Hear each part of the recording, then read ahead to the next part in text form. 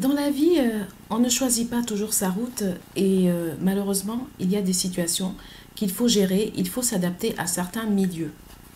Moi, par exemple, quand je suis venue au monde, je ne savais pas que j'aurais un père un jour qui ferait de la politique. Oui, je ne savais pas que mon père ferait de la politique. Et quand mon père a commencé la politique, j'étais très jeune et j'ai dû m'adapter à ce milieu. J'ai dû m'adapter au milieu politique. J'ai dû faire de gros efforts. Parce que tout d'un coup, j'étais très jeune, j'avais 6 ans, même pas 6 ans, j'avais 5 ans. Quand mon père est rentré au parti, dans un parti politique, et en plus pas dans le parti officiel. Parce que vous saviez que à l'époque, avant l'indépendance de la Côte d'Ivoire, parce que j'ai passé mon enfance en Côte d'Ivoire, le pays de mon père, bon, la France, le pays de ma mère, mais le pays de mon père, la Côte d'Ivoire. Donc j'ai passé mon enfance en Côte d'Ivoire dans le pays de mon père. Et vous saviez que avant l'indépendance, il y avait plusieurs partis politiques. Mais une fois qu'il y a eu l'indépendance en Côte d'Ivoire, le parti officiel, c'était le PDCI-RDA. C'est ce parti-là, c'est avec ce parti qu'a avancé le président Félix Houphouët-Boigny et que le président Félix Houphouët-Boigny a fait avancer et grandir la Côte d'Ivoire. Donc, imaginez que j'étais jeune et à l'âge de 5 ans, j'ai un père qui rentre dans un parti politique. Mais pas le parti politique officiel, un parti d'opposition qu'on appelle le FPI. Oui, le FPI de Laurent Gbagbo. Et vous savez que quand vous êtes un enfant, quand vous êtes jeune et que vous avez un père qui rentre dans un parti d'opposition, c'est très dur. Parce que vous êtes confronté à beaucoup de choses. Vous êtes confronté à des mauvais jugements. Vous êtes pointé du doigt dans les cours d'école. Ah ouais, c'est la fille là, son père est au parti des voyous là, au parti des gangsters, le FPI. Parce que vous saviez qu'à l'époque, être au FPI, à l'époque, c'est pas comme maintenant. Bon, maintenant ça a changé, les mentalités ont changé. Maintenant, les mentalités ont changé. Maintenant, on a compris qu'il faut le multipartisme. On a compris que dans un pays, le multipartisme, c'est important. Mais imaginez à l'époque, il y avait un seul parti. Il y avait le PDCI qui était en place. Et imaginez un peu comme ça un monsieur qui s'amène Laurent Gbagbo avec son FPI. Imaginez un peu la frustration des gens qui étaient au pouvoir et des gens aussi qui étaient au PDCI. Surtout qu'à l'époque, la plupart des gens qui réussissaient sur le plan professionnel et sur le plan financier, c'était des gens qui étaient au PDCI, parce que le PDCI était le parti officiel. Donc tous les gens qui avaient des grands postes, les gens qui réussissaient, étaient des gens qui étaient au PDCI. Donc imaginez quand vous avez un père qui est dans un parti d'opposition, vous êtes très jeune, vous vous faites insulter dans les cours d'école, vous vous faites insulter dans les cours, vous vous faites... Bon, vous avez la chance quand même d'avoir des personnes qui vous soutiennent, parce que c'est vrai que moi, j'ai eu beaucoup de personnes qui m'ont soutenu, beaucoup de personnes qui ne m'ont pas abandonné, qui étaient toujours avec moi, même des personnes qui étaient au PDCI, des personnes qui étaient au PDCI même, mais qui ne m'ont pas mal jugé, qui ne m'ont pas mal regardé parce que mon père était au FPI. Mais il y a aussi des personnes qui étaient au PDCI qui ne m'ont pas accepté et qui ne m'ont pas pardonné que mon père soit au FPI. Mais en même temps, moi j'étais jeune et je suis un enfant. Et quand tu es un enfant, tu n'es pas responsable de ton père. Donc moi, je n'ai pas à être victime de la politique de mon père. J'ai 5 ans. Je suis née comme ça, j'ai un père qui fait de la politique. Ce n'est pas moi qui ai choisi de venir au monde avec un père qui fait de la politique. Avant de venir au monde, je n'ai pas appuyé sur un bouton. Je n'ai pas dit, mais Dieu, fais-moi venir dans une famille de politique. Non. C'est la vie qui m'a menée dans une famille de politique et j'ai dû m'adapter à ce milieu. Et ça a été très dur pour moi. C'est pas quelque chose que j'ai choisi. J'ai pas appuyé sur un bouton pour dire que je veux venir dans une famille de politique. Donc, oui, la route au fait n'est pas droite. Dans la vie, il y a des choses que tu ne choisis pas. Quand je suis arrivée en Côte d'Ivoire, j'étais très jeune. J'avais un cousin qui était un grand ministre qui était connu, qui était un des premiers chefs du protocole d'État du président Félix Houphouët-Boigny. Donc moi, je pensais que mon père allait aller au PDCI. Parce que déjà, j'avais mon cousin était au PDCI. Le cousin de mon père et notre cousin était au PDCI. C'était un très proche du président Félix Houphouët-Boigny, premier chef du protocole d'État, ministre des Affaires étrangères, ambassadeur même de Côte d'Ivoire dans plusieurs pays. je crois en Allemagne aussi. Et donc, du coup, moi, mon cousin qui était au PDCI, je me dis, mais mon père va aller au PDCI.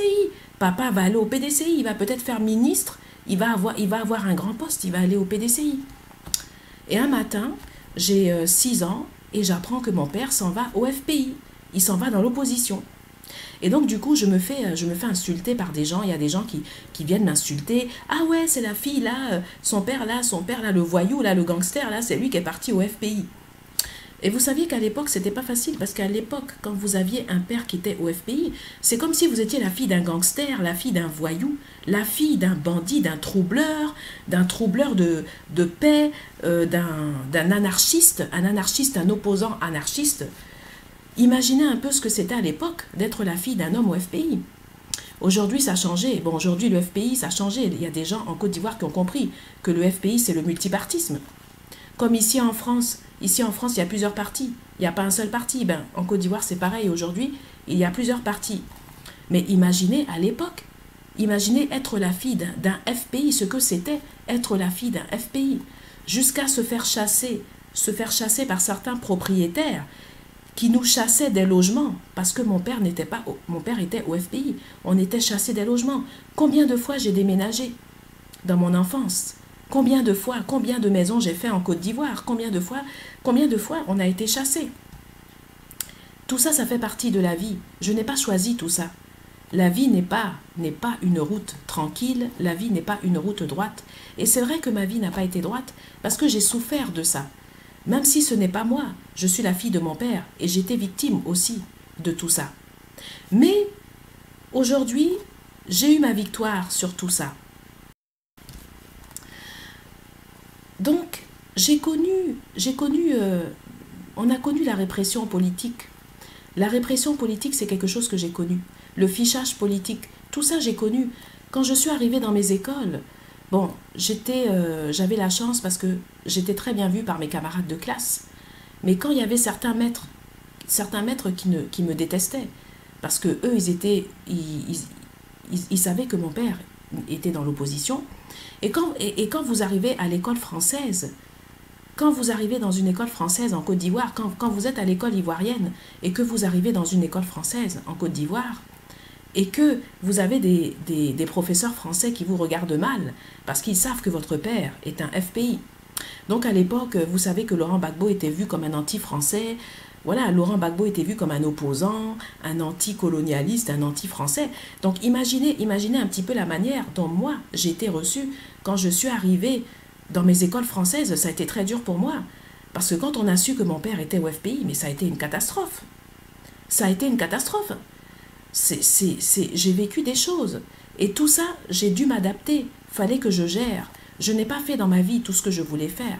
Parce que j'ai dû être victime de la politique de mon père. Et j'ai dû supporter tout ça.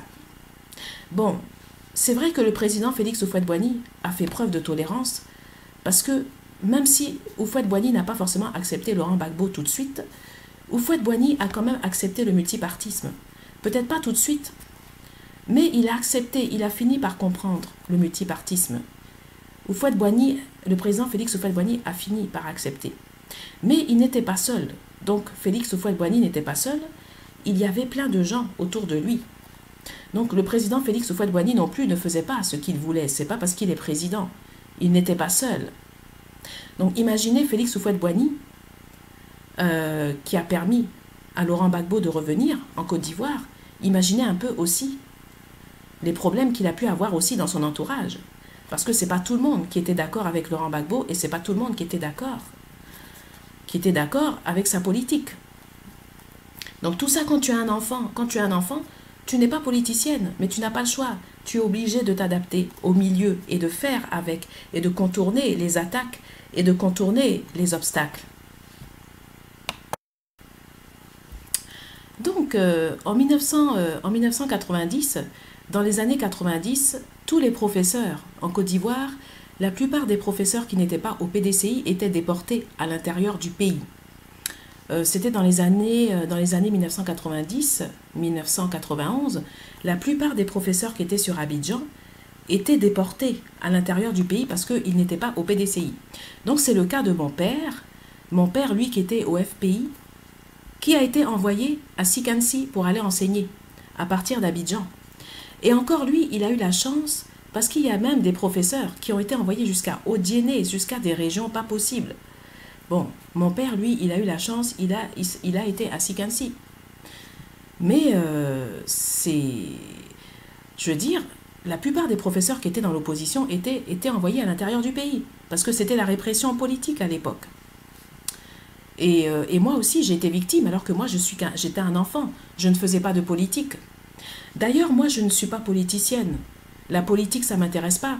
Mais c'est la vie qui m'a obligée à parler de politique. Et si je parle de la politique dans mon livre, c'est parce que c'est ma naissance. C'est ma naissance c'est ma vie qui m'a amené à parler de politique. Mais moi, je ne suis pas une politicienne. Jamais j'aurais parlé de politique dans mon livre si je venais pas d'une famille de politique. C'est parce que je viens d'une famille de politique et c'est pour ça que j'ai été obligée d'expliquer mon affaire et d'écrire un livre et de parler de politique dans mon livre. Mais moi, personnellement, je ne suis pas une politicienne. Je ne sors pas d'une école de politique. Je n'ai pas fait d'études de politique. Je n'ai pas fait sciences politiques. Je veux dire, la politique, ça ne m'intéresse pas. Je n'ai jamais dit que j'allais me présenter quelque part. Ça ne m'intéresse pas, la politique. Mais je n'ai pas le choix. Parce qu'il fallait que je raconte mon histoire. Parce que j'étais victime de pression depuis très longtemps, depuis des années. Victime de tension. Il fallait que les gens sachent ce qui se passe et que ça soit dénoncé dans un livre. Je ne pouvais pas garder tout ça pour moi et ce n'était pas possible. Alors, j'ai fréquenté le lycée Jean Mermoz en Côte d'Ivoire. Et vous savez qu'il y a des actionnaires, des actionnaires, des ministres du PDCI qui ont des actions dans ce lycée, qui ont investi dans ce lycée. Bon, au niveau de mon lycée, comme je l'ai dit dans mon livre, je n'ai pas eu de problème avec mon directeur, parce que M. Pierre Padovani, mon directeur, c'était un homme vraiment juste. D'ailleurs, Pierre Padovani, il n'a pas voulu me mêler à la politique. Pierre Padovani, il a dit, toi, tu es une élève. Tu es une élève, même si ton père est dans l'opposition, moi, je ne suis pas là pour te mettre là-dedans. Parce que je suis comme un père pour toi. C'est-à-dire que le directeur du lycée Jean Mermoz, Pierre Padovani, était comme un père pour moi. Mais malheureusement, je n'ai pas eu de chance parce que mon directeur est décédé. Et c'est après sa mort qu'il y a une bande de racailles, excusez-moi du terme, mais c'est le terme, et je n'ai pas trouvé autre chose, et c'est le terme qui correspond. Après la mort de mon directeur, Pierre Padovani, j'ai eu la chance d'avoir mon directeur parce qu'il m'a protégée pendant tout le temps que mon père était au FPI. Pierre Padovani m'a protégée parce qu'il y avait des requins, des crocodiles et des requins qui me guettaient. Certains crocodiles et certains requins qui étaient au PDCI, qui me guettaient et qui étaient contre moi.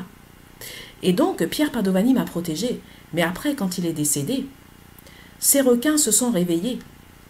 Et c'est là aussi que j'ai eu des problèmes. Et tout ça, je ne pouvais pas garder ça pour moi. Il fallait que j'en parle dans un livre. Et donc, la vie n'a pas été droite pour moi parce que quand j'étais au lycée Jean Mermoz, j'ai fait mes vœux, comme la plupart des élèves. Quand tu es à Mermoz, tu fais ton dossier pour aller après. Quand tu vas faire tes études en France, tu dois faire un dossier. Et dans ton dossier, tu dois écrire qu'est-ce que tu veux faire plus tard. Et c'est le lycée Jean Mermoz, qui envoie les dossiers en France. Donc, s'il y a des gens qui veulent te casser au lycée Jean Mermoz et qui veulent t'empêcher d'avancer, ils peuvent faire ce qu'ils veulent. Et toi, tu ne peux rien dire. Aussi, parce que quand tu as un père qui est dans l'opposition, qu'est-ce que tu peux dire? Et en plus, tu as un enfant, donc tu es victime de la politique de ton père.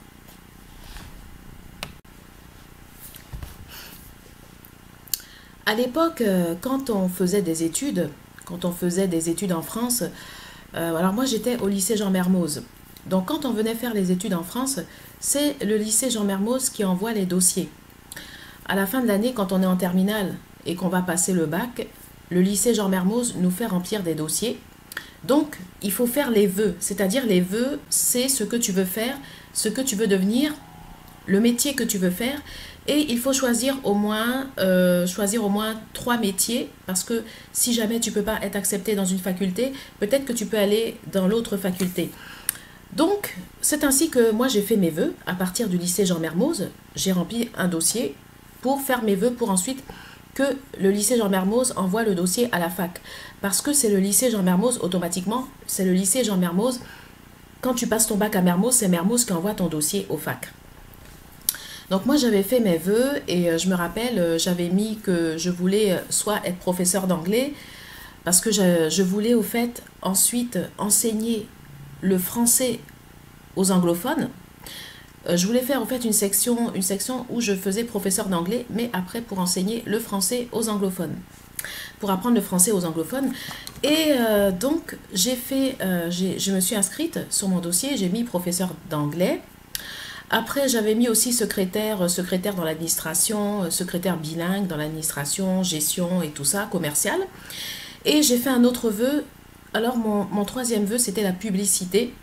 Parce qu'à l'époque, je m'intéressais à tout ce qui était télévision, tout ce qui était médias. Et donc, je me disais, bon, peut-être aussi que je peux aller peut-être dans la publicité, puisque j'ai une capacité au fait à parler.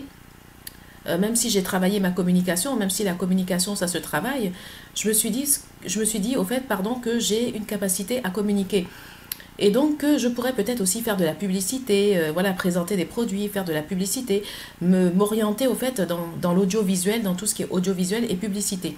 Donc ça je me rappelle, c'était les 3 vœux que j'avais fait à Mermoz et Mermoz avait envoyé mon dossier en France. Alors, donc, Mermoz, le lycée Jean Mermoz va envoyer mon dossier en France. Et malheureusement, les choses ne vont pas se passer comme prévu, parce que, étant donné que je suis la fille d'un opposant politique, et que mon père était au FPI, au parti de Laurent Gbagbo, et comme je vous l'avais dit, qu'il y a eu plusieurs tragédies dans ma vie. La première tragédie, c'est mon père qui est rentré au FPI quand j'étais très jeune, en 1984, et qui s'est séparé de mon cousin, parce que j'avais un cousin qui, lui, était au PDCI, et qui a fait d'ailleurs une très grande carrière, mon cousin Siméon Aké, qui a été premier chef du protocole d'État, du président Félix Houphouët-Boigny, qui a ensuite été ministre, qui a été ambassadeur de Côte d'Ivoire dans plusieurs pays. Et donc, mon père s'est séparé de mon cousin, parce que mon père, lui, n'a pas été au PDCI, il est parti dans l'opposition. Donc, ça n'a pas été très bien vu par certaines personnes. Déjà à l'époque, j'étais pas une politicienne, j'étais juste une élève. Et j'avais quand même des ennemis. Oui, des personnes qui me guettaient, des ennemis, comme je dis, des crocodiles, excusez-moi du terme. Des crocodiles, des requins qui me guettaient et qui n'osaient pas intervenir parce que bien sûr, il y avait Pierre Padovani, le directeur du lycée Jean Mermoz, mon cher directeur qui me défendait. Pierre Padovani, d'ailleurs, j'étais comme sa fille. Il m'a dit, non, toi tu es une élève, je n'ai pas à te mélanger à la politique.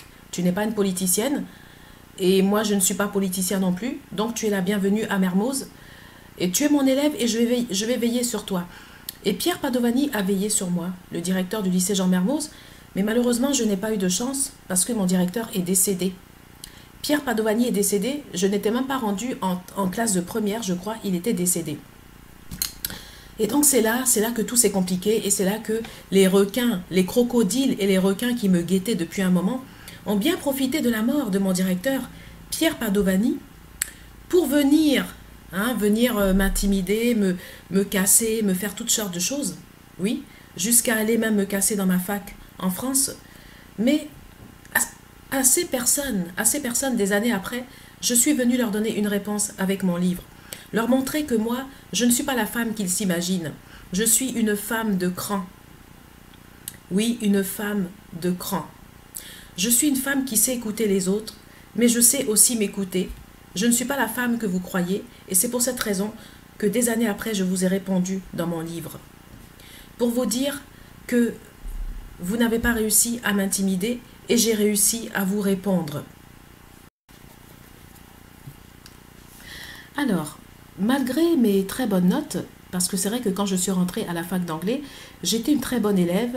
Ma première année, j'avais de superbes notes. J'étais vraiment à la hauteur. Et ensuite, j'ai choisi la formation pour être professeur d'anglais. Parce que ce qui m'intéressait, c'était surtout devenir professeur. Et donc, la première année s'est très bien passée. Mais malheureusement, je ne vais pas exercer dans ce que je voulais faire. Et je n'arriverai pas au fait à la fin de mon cursus alors que j'étais une très bonne élève, tout simplement parce que j'avais de très bonnes notes et que à la fin, mes notes ont été falsifiées. Mes notes ont été falsifiées à la fin. On m'a magouillé mes notes alors que j'étais une très bonne élève, j'avais de très bonnes notes. Et mes notes ont été falsifiées à la fin. Il y a eu des tricheries sur mes résultats d'examen et des tricheries sur mes notes. Je confirme parce que je sais ce que je valais, je sais les notes que j'avais pendant toute l'année, donc je sais. Et donc, il y a eu des tricheries, des magouilles sur mes notes. Et j'ai tout de suite compris que je n'avais pas les mêmes droits. Je n'avais pas les mêmes droits que les autres parce que mon père était dans l'opposition. Mon père était un opposant politique. Il était au FPI. Et donc, moi, je n'avais pas le droit de réussir comme les autres élèves du lycée Jean Mermoz dont les parents étaient au PDCI. Moi, je n'étais pas la fille d'un homme qui était au PDCI. Donc, je n'avais pas le droit de réussir. Je n'avais pas les mêmes droits que les autres. Et c'est pour ça que j'ai été cassée, alors que j'étais à la hauteur et que j'aurais pu être un très bon professeur. Et d'ailleurs, j'étais au top dans mon enseignement parce que, est-ce que vous savez qu'il y a des élèves, grâce à moi, qui ont réussi à avoir leur bac? J'ai donné des cours à des élèves. Oui, parce que quand j'étais en formation pour être professeur d'anglais, je donnais des cours particuliers à des élèves et j'ai des élèves qui sont venus me remercier, qui ont eu leur bac grâce à moi.